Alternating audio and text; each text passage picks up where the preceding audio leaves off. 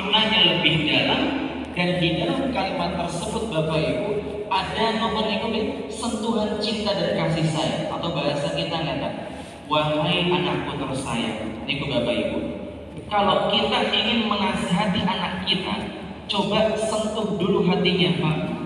Jangan nasihati anak kita ketika mohon emosinya lagi kurang stabil, entah sedang emosi kan, entah sedang menangis atau bersedih yang sangat seperti itu. Jangan kita nasihati ketika itu Bapak Ibu, tapi nasihatilah ketika anak kita dari sisi psikologi emosinya telah stabil. Maka panggilan ya bunaya itu akan memberikan kenyamanan pada diri seorang anak. Le, coba sini le. Nah, jadi anak itu ketika mendengar kita, menyambut panggilan kita pun akan merasa bahagia. Maka apa kata Luqmanul Hakim? La tusyrik billah. Wahai anakku tersayang, janganlah engkau berbuat apa Bapak Ibu? Syirik. Syirik ini kenapa Pak? Mempersekutukan Allah atau menduakan Allah. Kita saja tidak mau diduakan, betul Bu? Kok nggak ada suaranya? Betul Bu? Apalagi Allah. Sehingga kemudian ketika Luqmanul Hakim mengatakan kepada anaknya, nak tolong jangan menduakan Allah, jangan mempersekutukan Allah. Nah niki Bapak Ibu, dalam psikologi barat terdapat napa niku wanti-wanti agar kita tidak mengatakan jangan kepada anak kita, karena akan membunuh napa niku sel-sel yang ada di otak. Nah Bapak Ibu, ayat ini menjadi penepis dari teori psikologi barat yang menyatakan bahwasannya mengucapkan jangan kepada anak itu tidak dibolehkan. Meskipun Bapak Ibu tidak serta-merta Islam membolehkan kita mengucapkan jangan terus, tidak. Tetapi ketika memang diperlukan untuk kita sampaikan jangan, karena wabil khusus berkaitan dengan tadi berbuat syirik atau perbuatan syirik tadi berkaitan dengan tauhid, sesuatu hal yang tinggi, maka orang tua diperbolehkan tadi untuk mengucapkan kata jangan pada sesuatu hal yang penting. Maka hadirin dimuliakan oleh Allah, Luqmanul Hakim kemudian menyebutkan inna syirka la dzulmun 'adzim, karena syirik itu termasuk kezaliman yang besar. Apa kata para ulama Bapak Ibu? Ketika orang tua atau sudah menasehati anak terkait dengan suatu larangan, maka hendaknya orang tua pun menyertakan efek Bapak Ibu, dampak dari perbuatan yang dilarang tersebut. Contoh Bapak Ibu, nah jangan main api. Nah jangan berhenti sampai di situ saja Bapak Ibu, tetapi sampaikan efek dan dampak dari negatif ketika misalnya anak main api. Misalnya apa? Nah jangan main api, nanti bisa apa Bu? Terbakar. Nah jangan main api, nanti kena siapa ngateniku. Jadi harus ada efeknya, implikasi dari suatu larangan yang diberikan oleh orang tua kepada anaknya. Ini dari sisi psikologi ya Bapak Ibu. Kemudian hadirin dimuliakan oleh Allah, masih dalam poin yang pertama berkaitan dengan penanaman apa tadi, tauhid atau keimanan pada diri seorang anak dari keluarga. Di dalam Al-Quran surat ke-37, surat As-Saffat ayat 102, halaman sebelah kanan bagian bawah, Allah Subhanahu wa taala berfirman, "Falamma balagha ma'ahu as-sa'ya qala ya bunayya inni ara fil manami anni adbahuka fanzur madza tara."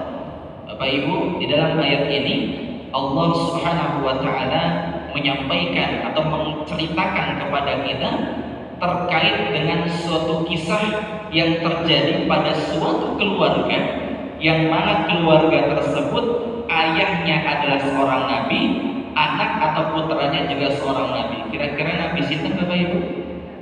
Ibrahim dan Ismail. Maka dalam ayat tersebut Allah kisahkan, dan ingatlah ketika Nabi Ismail alaihissalam sudah sampai berumur yang siap, tiba-tiba apa yang terjadi pada Nabi Ibrahim Bapak Ibu? Ya bunayya inni ara fil manami anni adbahuka. Wahai anakku, nah ini Bapak Ibu, sesungguhnya ayah itu bermimpi, dan mimpinya itu lebih dari pintar Bapak Ibu. Ya, satu kali ya. Ada yang mengatakan 3 kali. Anni adbahuka, yang isi mimpinya itu adalah aku menyembelihmu katanya.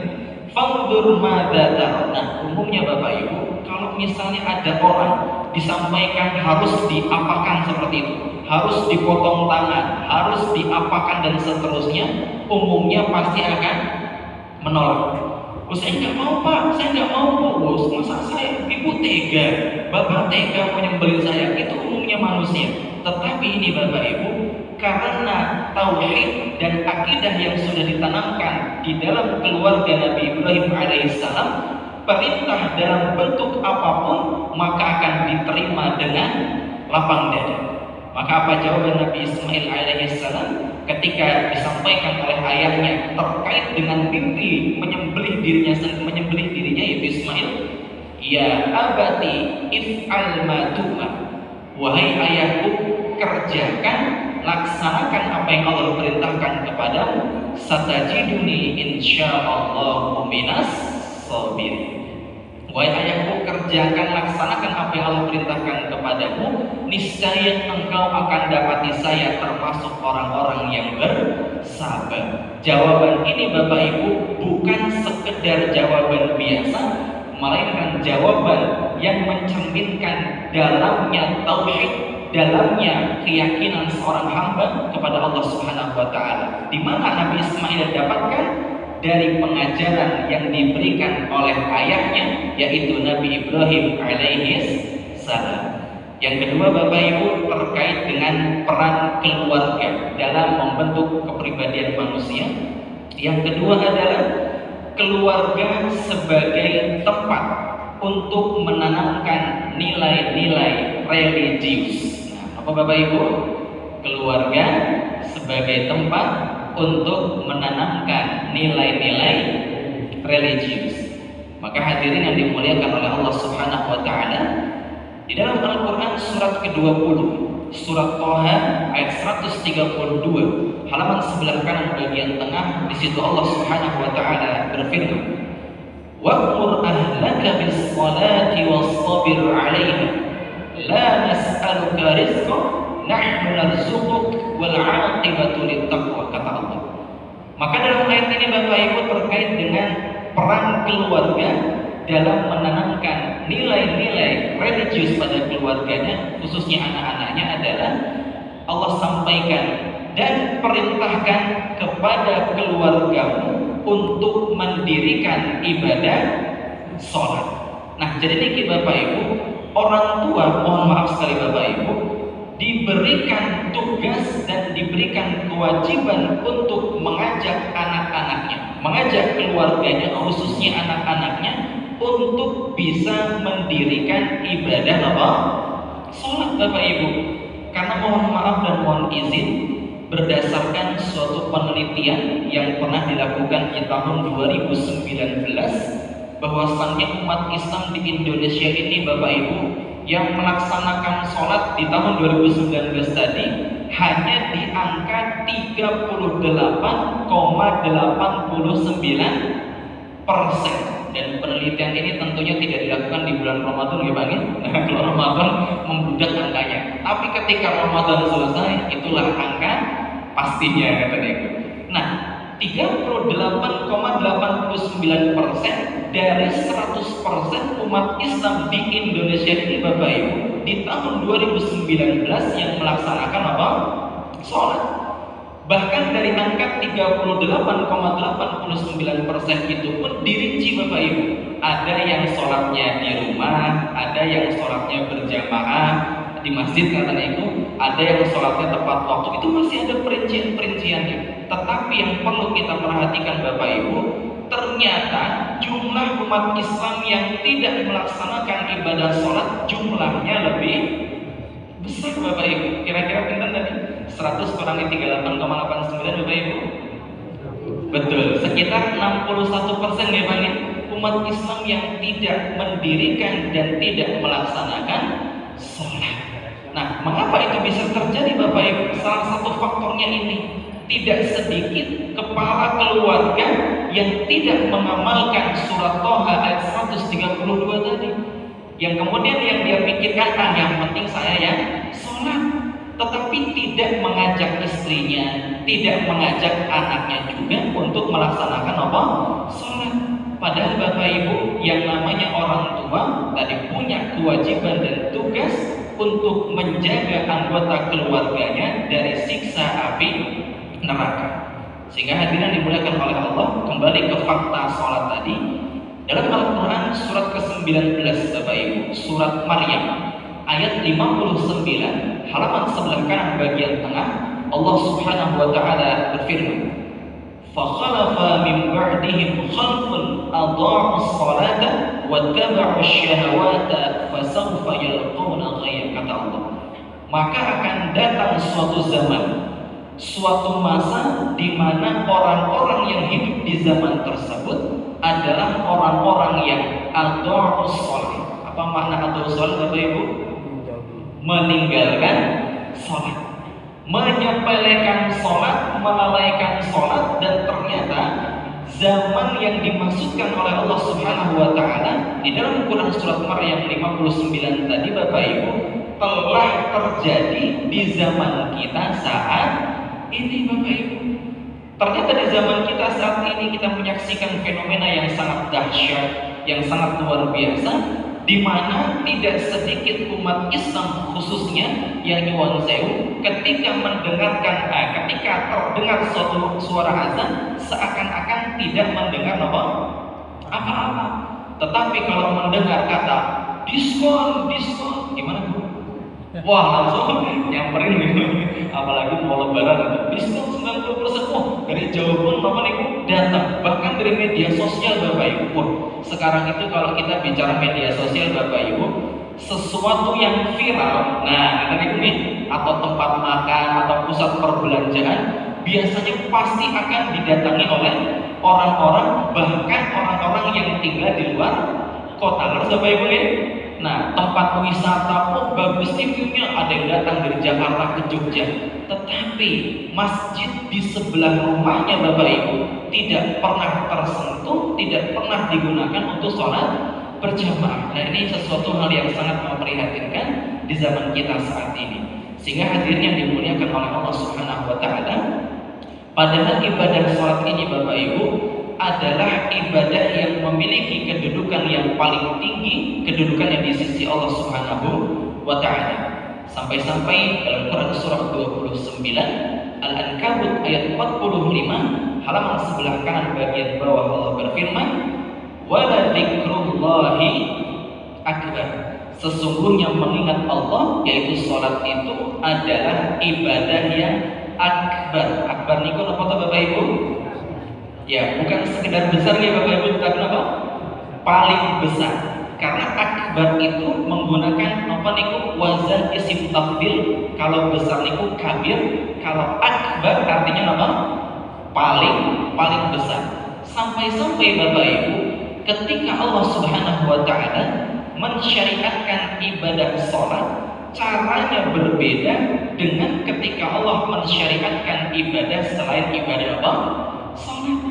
Contoh Bapak Ibu, ibadah puasa cukup dengan diturunkan surat apa Bapak Ibu?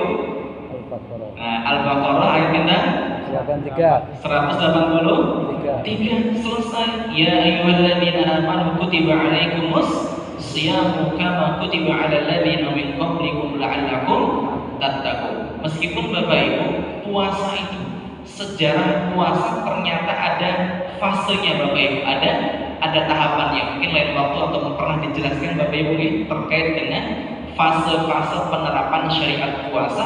Ketika syariat puasa itu diturunkan Bapak Ibu, tidak sebagaimana syariat ibadah puasa yang kita jalankan saat ini. Karena ada 3 proses ya, tapi tidak akan saya sampaikan sekarang ya Bapak Ibu, bukan temanya. Nah, kemudian Bapak Ibu ibadah haji cukup diturunkan ayat selesai, tetapi tidak dengan ibadah sholat, karena pensyariatan ibadah sholat dilakukan dengan cara memanggil Nabi kita, Nabi Muhammad Sallallahu Alaihi Wasallam dalam peristiwa Isra dan Mi'raj. Sebagaimana yang Allah abadikan di dalam Al-Quran surah Al-Isra ayat pertama, Subhanalladzi asra bi'abdihi lailan minal masjidil harami ilal masjidil aqsa alladzi barakna hawlahu linuriyahu min ayatina innahu huwas samiul basir. Maka hadirin yang dimuliakan oleh Allah Subhanahu wa taala, di antara hal yang menunjukkan tingginya kedudukan sholat, maka ibadah sholat ini adalah ibadah yang nantinya ketika di hari kiamat akan menjadi amal ibadah pertama yang akan dihisab oleh Allah Subhanahu wa taala. Sebagaimana yang disabdakan oleh Nabi kita Nabi Muhammad sallallahu alaihi wasallam, inna awwala ma yuhasabu bihil 'abdu yaumal qiyamati min 'amalihi salatu. Sesungguhnya amal yang pertama kali akan dihisab oleh Allah pada diri seorang hamba adalah ibadah apa tadi Pak? Salat, kata nih. Sehingga ketika salatnya baik, maka insya Allah amal yang lain juga akan baik. Akan tetapi ketika salatnya tidak baik, berpotensi amal yang lain juga akan tidak baik. Sehingga hadirin yang dimuliakan oleh Allah, kita lanjutkan dulu bahwasannya tadi keluarga menjadi tempat untuk menanamkan nilai-nilai religius. Nah, Bapak Ibu, juga di dalam Al-Qur'an surat ke-33, surat Al-Ahzab ayat 59, halaman sebelah kiri bagian tengah.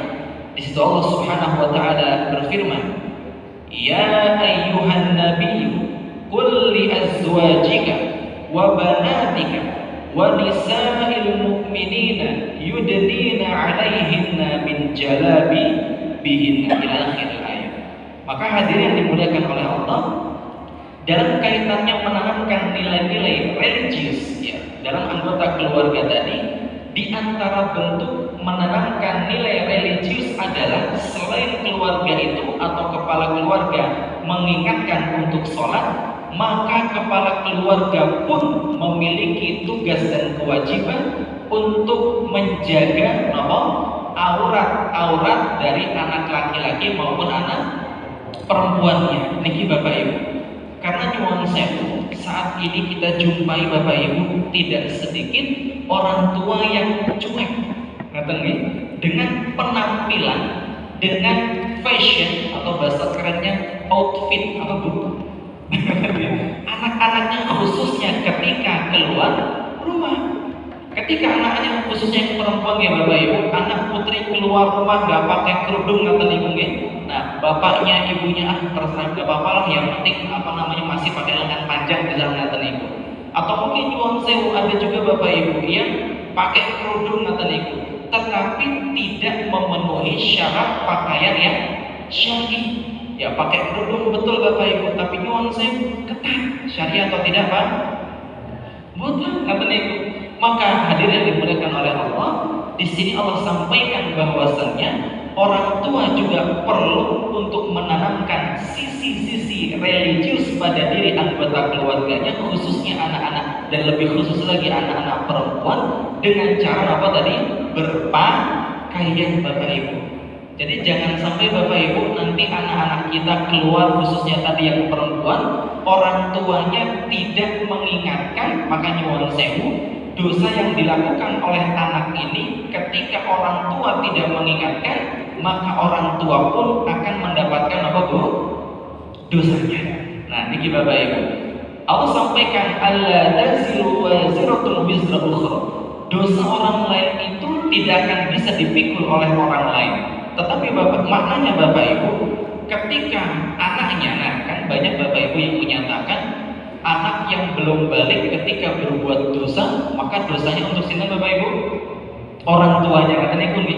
Nah, pernyataan ini Bapak Ibu perlu dirinci. Jadi tidak 100% saklek seperti itu. Nah, di antara penjelasan seperti yang tadi saya sampaikan, ketika orang tua kok tidak mengingatkan, tidak menasehati anak-anaknya, maka orang tua akan mendapatkan dosa dikarenakan tidak apa tadi Bapak Ibu? Memperingati atau menasehati anak-anaknya. Dan juga Bapak Ibu yang tidak kalah penting, nilai religius yang perlu ditanamkan oleh keluarga demi mempertahankan spirit pasca Ramadan Bapak Ibu, menjaga pergaulan anak-anak kita. Bapak Ibu, surat Al-Kahfi, surat yang sering kali kita baca ketika malam Jumat, Di ayat yang ke-28 halaman sebelah kanan bagian atas, Allah Subhanahu wa taala berfirman, "Wasbir nafsaka ma'al ladzina yad'una rabbahum bil ghadati wal 'ashyi yuriduna wajha wa la ta'du 'ainaka 'anhum turidu zinatal hayatid dunya." Maka dalam ayat ini Bapak Ibu masih panjang ayatnya. Dan bersabarlah kalian bersama dengan orang-orang yang menyeru rohnya baik di waktu pagi maupun petang hari untuk mengharapkan wajah Allah Subhanahu wa taala, dan jangan engkau memalingkan diri dari mereka. Artinya apa? Kalau punya teman yang baik Bapak Ibu, punya teman yang soleh, kita jaga, kita pertahankan. Dan Allah lanjutkan, wala tuti' man aghfalna qalbahu an dzikrina wattaba'a hawahu wa kana amruhu furuta. Dan janganlah kalian ikuti orang-orang yang hatinya telah kami lalaikan dari mengingat kami. Nah niki Bapak Ibu, kalau kita saja Bapak Ibu diminta oleh Allah untuk waspada supaya kita tidak punya sohib, tidak punya teman yang dekat dengan kita, di mana teman kita itu adalah orang-orang yang hatinya jauh dari situ Bapak Ibu, Allah. Maka terlebih lagi Bapak Ibu, kita perlu sama-sama waspada, jangan sampai anak-anak kita memiliki teman, memiliki sahabat, teman-teman yang nyuwun sewu, yang segi kualitasnya kurang baik, yang dari segi ibadahnya jauh dari Allah Subhanahu wa taala. Karena Bapak Ibu nyuwun sewu, pasti Bapak Ibu merasakan deh ngoten nggih.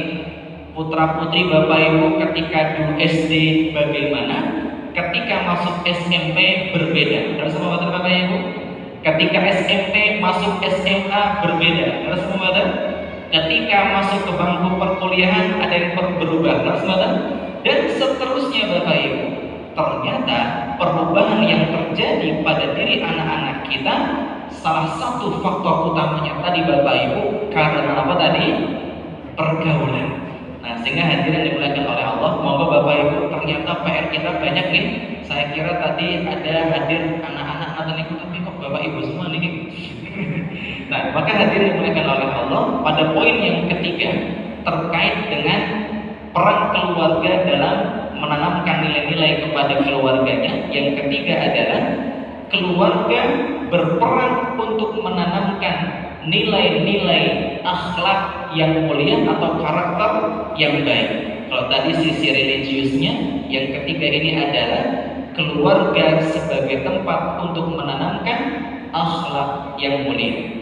Maka hadirin dimuliakan oleh Allah, kembali ke surat Luqman, surat ke-31 tadi Bapak Ibu, sampai di ayat 18 sampai 19, halaman sebelah kiri bagian bawah. Di situ Luqmanul Hakim tidak hanya menasihati anaknya Bapak Ibu terkait dengan hubungannya terhadap Allah, tetapi juga menasihati terkait dengan hubungannya terhadap sesama manusia yang diistilahkan dengan apa Bu? Hablum minan nas. Maka di situ Luqmanul Hakim menasihati anak-anaknya Bapak Ibu dengan tujuan untuk menanamkan akhlak yang mulia. Apa kata Luqmanul Hakim? Wala tamshi fil ardi marha. Dan janganlah engkau berjalan di muka bumi ini dengan angkuh. Bahasa kita apa? Kalau misal lagi kemana ngatain nggih, enggak usah sombong, sederhana saja, biasa-biasa mawon ngaten nggih. Wala tamshi fil ardi marha, innallaha la yuhibbu kulla mukhtalin fakhur. Yang sebelumnya, wala tusair khaddaka linnas. Wahai anakku, jangan engkau palingkan wajahmu dari apa cinta manusia. Artinya apa? Ketika anaknya menjadi orang sukses, nah niki Bapak Ibu, karena tidak sedikit orang tua yang ketika anaknya sukses Bapak Ibu, orang tuanya merasa bangga. Semua Bapak Ibu, bangga itu sifat yang manusia. Boleh-boleh saja Bapak Ibu, tetapi apabila rasa bangga itu membuat kita sebagai orang tua atau membuat anak-anak kita yang merasa berhasil kemudian menganggap dirinya lebih baik daripada orang lain, maka hal inilah yang harus dihindari. Maka nasihat Luqmanul Hakim tadi Bapak Ibu, nah jangan palingkan wajahmu dari manusia. Apa di antara maknanya Bapak Ibu? Nah, sesukses apapun Anda, jangan pernah menganggap remeh, jangan pernah menganggap rendah orang lain. Jangan pernah dengan kesuksesan yang Anda dapatkan, wahai anakku, seperti itu membuat engkau itu merasa lebih hebat, merasa lebih baik daripada orang lain. Bapak Ibu, ini nasihat Luqmanul Hakim kepada anaknya yang digabungkan dengan tadi wala tamshi fil ardi marha. Kemudian Bapak Ibu yang dimuliakan oleh Allah, di ayat 19-nya Luqmanul Hakim mengatakan, "Waqtud min sautik", rendahkanlah suaramu. Maka ketika berbicara Bapak Ibu, mohon maaf kata ibu gini, ketika tadi keberhasilan yang didapatkan oleh seseorang terkadang membuat dia merasa lebih hebat sehingga intonasi suaranya itu lebih tinggi. Kecuali di gini Bapak Ibu karena pakai mic. Nah, kemudian apa? Innal ankaral aswatu la sautul hamid, karena seburuk-buruk suara itu adalah suara sinten Bapak Ibu? Keledai. Sehingga hadirin dimuliakan oleh Allah Subhanahu wa taala, kita sebagai orang tua perlu sama-sama untuk menanamkan akhlak yang mulia kepada anak-anak kita. Di antaranya dengan tutur kata, kemudian tadi berpakaian, berkata nomor, tingkah laku, dan seterusnya. Ternyata hal itu dipengaruhi oleh pendidikan yang diberikan oleh orang tua. Sehingga hadirin dimuliakan oleh Allah, materinya masih banyak. Keluarga sangat berperan penting dalam mengatasi fluktuasi keimanan anggota keluarganya. Karena sebagaimana Bapak Ibu yang kita tahu, yang namanya iman itu seperti harga sembako. Pripun Bu? Naik, turun. Kata dia kan, yazidu wa yanqus. Iman itu bisa naik dan bisa turun. Maka di antara dalil yang menegaskan terkait dengan peristiwa ini adalah sebagaimana yang Allah sampaikan di dalam Al-Quran surat ke-8 Bapak Ibu, Al-Anfal ayat 2 halaman sebelah kanan bagian atas, Allah berfirman, "Innamal mu'minuna alladzina idza dzukirallahu wajilat qulubuhum wa idza tuliyat 'alaihim ayatuhu zadatuhum imanan wa 'ala rabbihim yatawakkalun." Sesungguhnya orang-orang yang beriman itu, kata Allah, adalah mereka-mereka yang ketika dzukirallahu wajilat qulubuhum, ketika disebut nama Allah hatinya pripun Bu? Bergetar. Getarnya pripun Pak? Drep ini kok nek ya. Nah, bergetarnya hati Bapak Ibu, maksud dari ayat ini adalah ketika seorang yang beriman itu mendengarkan syiar-syiar Allah, maka tergerak dalam hatinya untuk memenuhi panggilan tersebut. Contoh simpel Bapak Ibu, ketika kita sedang beraktivitas, tiba-tiba terdengar suara adzan. Orang yang beriman bagaimana yang harus dilakukan Bapak Ibu? Ya, langsung menjalani atau menghampiri suara tersebut untuk menunaikan ibadah sholat, karena dia orang yang beriman. Kemudian kata sebagian ulama, di antara makna wajilat qulubuhum adalah ketika seorang mukmin sempat ada bisikan Bapak Ibu atau dorongan untuk melakukan perbuatan maksiat, tiba-tiba Bapak Ibu ada sesuatu yang membuat dia ingat kepada Allah, maka dia batalkan, maka dia hilangkan niat untuk melakukan perbuatan maksiat. Sebagaimana Bapak Ibu yang Allah sampaikan di dalam Al-Quran surat ke-12, surat Yusuf ayat 53, kata ini, di situ Allah Subhanahu wa taala kisahkan terkait dengan peristiwa Nabi Yusuf alaihi salam yang digoda oleh Siti ya Zulaiha. Ada yang menambahkan Siti, kata ini. Nah, Bapak Ibu, ketika Nabi Yusuf alaihi salam digoda oleh Zulaiha, kira-kira Bapak Ibu, Nabi Yusuf sempat tergoda atau tidak? Sempat tergoda atau tidak? Sempat. Yang mengatakan atau berpendapat tidak sempat tergoda angkat tangan. Yang mengatakan sempat tergoda angkat tangan. Yang bingung angkat tangan. Nah, maka hadirin dimuliakan oleh Allah, di surat Yusuf Allah secara tegas mengatakan, "Walaqad hammat bihi wa hamma biha." Sungguh Zulaiha telah tercenderung kepada Yusuf dan Yusuf telah cenderung kepada Zulaikha. Artinya ketika Nabi Yusuf alaihissalam digoda oleh Zulaikha, Bapak Ibu, sempat terbetik dalam hatinya apa niku untuk menuruti permintaan Zulaikha. Tetapi apa kata Allah di lafaz berikutnya masih dalam ayat yang sama, laula ar-ra'a burhana rabbih, niki Bapak Ibu. Kalau seandainya Nabi Yusuf alaihissalam itu tidak melihat burhan, petunjuk dari Allah Subhanahu wa taala, pengingat Bapak Ibu, sebagaimana kita ketika hendak melakukan kemaksiatan, tiba-tiba ada pengingat yang kemudian membuat kita mengingatkan dengan Allah supaya kita tidak jadi melakukan maksiat tersebut, maka itu diantara makna hatinya bergetar ketika disebut nama Allah. Wa idza tuliyat alaihim ayatuhu, dan ketika dibacakan ayat-ayat Al-Qur'an kepadanya, zadatuhum imanan, imannya bertambah. Nah, sehingga hadirin dimuliakan oleh Allah Subhanahu wa taala, sehingga iman yang dimiliki oleh orang yang beriman bisa naik dan bisa turun. Lagi Bapak Ibu, surat 48, surat Al-Fat ayat 4, halaman sebelah kanan bagian atas agak turun sedikit. Allah juga sampaikan, huwallazi anzala as-sakinata fi qulubil mu'minin liyazdadu imanan ma'a imanihim. Maka Allah lah yang telah memberikan as-sakinah. Sakinah itu apa Pak? Ketenangan. Maka Allah yang memberikan ketenangan kepada orang-orang yang beriman. Kemudian Allah juga yang memberikan tambahan, wallazi anzala as-sakinata fi qulubil mu'minin liyazdadu imanan, yang mana sakinah itu, ketenangan itu Allah turunkan yang berdampak pada naiknya keimanan yang dimiliki oleh seorang mukmin tadi. Sehingga Bapak Ibu, ada kisah yang sangat luar biasa. Sampai jam berapa Ustaz? Isya. Oh gitu.